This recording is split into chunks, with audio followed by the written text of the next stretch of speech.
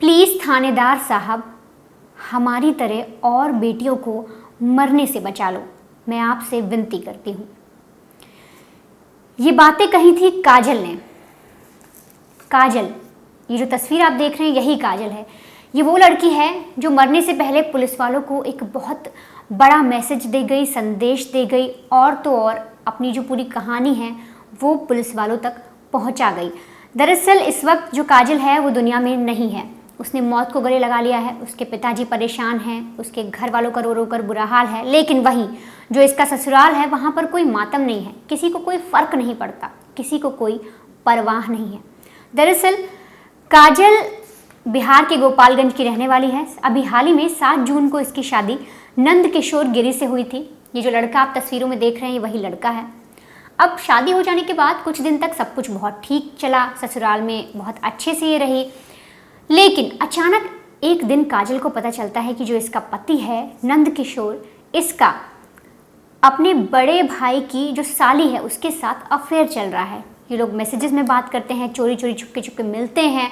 अब ये सारी चीज़ें जब काजल को पता लगती है तो काजल अपने पति से बार बार बोलती है, पता लगाने की कोशिश भी करती है, सच्चाई उगलवाने की कोशिश करती है, लेकिन नंद किशोर कुछ नहीं बताता। अब इसके बाद काजल फ़ोन वगैरह देखती है, अपनी तरफ से भरपूर कोशिश करती है कि उसे पता चल पाए कि आखिर सच्चाई क्या है, और जब वो सबूत इकट्ठा कर लेती है, उसे सब कुछ फाइनल हो जाता है कि हाँ इन दोनों का अफेयर चल रहा है, तब वो घर में भी बताती है, अपने पति से झगड़ा भी करती है, उसे बोलती भी है कि ये सब चीज़ें अब ख़त्म करो, तुम्हारी मुझसे शादी हो चुकी है।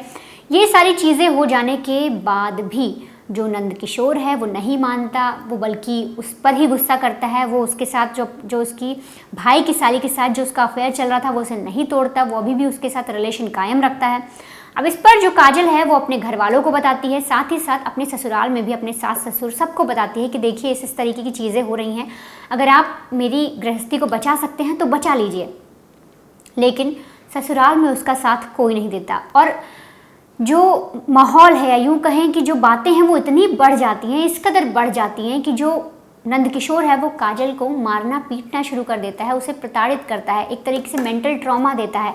साथ ही साथ उसे इस कदर पीटता है कि अभी हाल ही में 15 सितंबर को वो हॉस्पिटल से डिस्चार्ज होकर आई है। दरअसल जब जो काजल के पिता हैं उनसे पूछा गया तो उन्होंने पूरी कहानी बताई। उन्होंने कहा कि हाल ही में जब हमारी बेटी ने हमें बताया कि जो हमारा दामाद है उसका इस तरीके से किसी के साथ रिलेशन है, हमने भी बातचीत करने की कोशिश की लेकिन कुछ नहीं सुलझा, और फिर इसी सिलसिले में वो काजल को इस कदर मारने लगा कि हाल ही में वो एडमिट तक हुई हॉस्पिटल में, और अभी हाल ही में शुक्रवार को यानी 15 सितंबर को वो छूट कर आई। लेकिन सैटरडे को कुछ ऐसा हुआ कि काजल को लगा कि उसके लिए मौत ही सही है और उसने मौत को गले लगा लिया। अब इसके बाद पुलिस वाले आते हैं, जो उसकी लाश है उसे पोस्टमार्टम के लिए भेजते हैं। साथ ही साथ जब पुलिस काजल के फ़ोन की और पूरे कमरे की छानबीन कर रही थी तो पुलिस को एक वीडियो मिलता है। इस वीडियो में क्या बोला है काजल ने वो मैं आपको बताती हूँ। दरअसल इस पूरे वीडियो में काजल ने बोला है, प्लीज़ थानेदार साहब, हमारी तरह बेटियों को मरने से बचा लीजिए। मेरे पति दूसरी लड़की से प्यार करते हैं, मना करने पर वो मुझे सज़ा देते हैं, मुझे मारते हैं। ससुराल में लड़की का कोई नहीं होता, नहीं तो ये लोग इतना प्रताड़ित नहीं करते मुझे। जैसा मेरे साथ हुआ किसी और बेटी के साथ नहीं होना चाहिए। एक तरीके से ये वीडियो जो पुलिस के हाथ लगा, इसमें साफ तौर पर जो काजल है वो बताना चाह रही है कि उसके ससुराल वालों ने उसका साथ नहीं दिया, साथ ही साथ जो पति है वो किस तरीके से उसे प्रताड़ित करता था, और परिवार वाले भी पूरा जो आरोप है वो काजल के ससुराल वालों पर लगा रहे हैं, पति पर लगा रहे हैं कि उसने उसकी वजह से जो उसकी जो बेटी है जो काजल है उसकी जान गई। तो वो बार बार ये कह रहे हैं कि वो हत्या, उन लोगों ने मेरी बेटी को उकसा दिया, अब वो मर गई, अब वो ज़िंदगी में नहीं है, लेकिन हम इंसाफ चाहते हैं। तो फिलहाल इस पूरे मामले में जो पुलिस है उन्होंने जो आरोपी हैं जो ससुराल वाले हैं उन्हें अरेस्ट कर लिया गया है। जो पति है नंद किशोर उसे भी अरेस्ट किया गया है, साथ ही साथ उससे पूछताछ की जा रही है, बाकी सारी चीज़ें पूछी जा रही हैं कि और क्या क्या बातें हुई। और इस केस को पुलिस जिस तरीके से जो वीडियो मैसेज पुलिस के लिए था उस तरीके से ही पुलिस इन्वेस्टिगेट कर रही है।